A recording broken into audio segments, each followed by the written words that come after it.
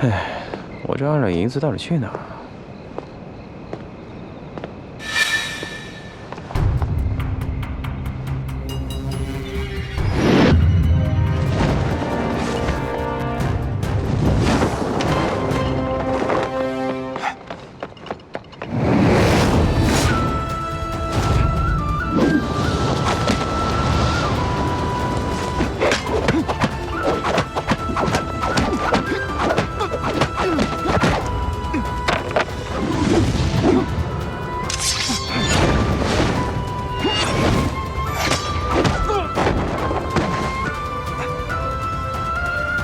宗正明珠，把东西留下。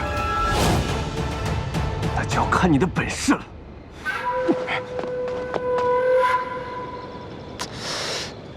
这上面倒是挺冷的，他怎么还不回来啊？该不会又跑了吧？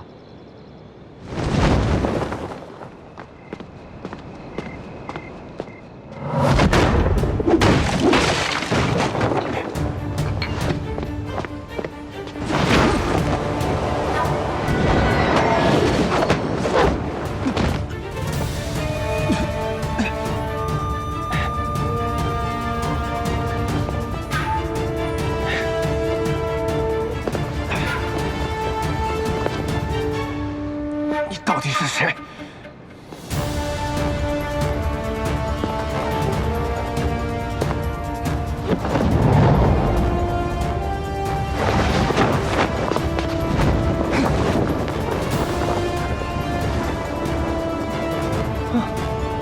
这白衣大侠是谁？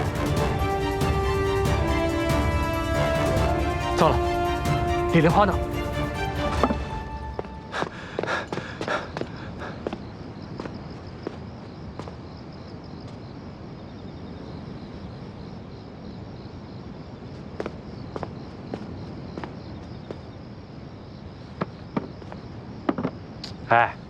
哎，醒醒！哎，这我怎么在这儿？走错房间了？什么走错房间了？你喝多了吧？什么酒量？这个怎么又被你拿回来了？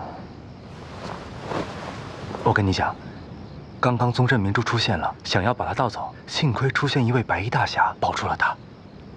白什么？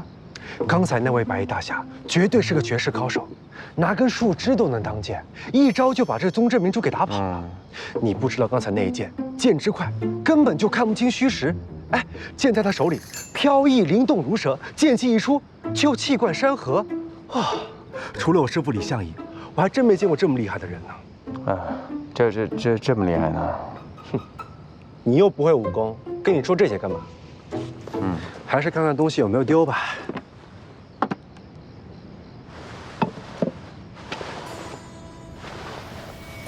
哎，这冰鞭怎么丢了？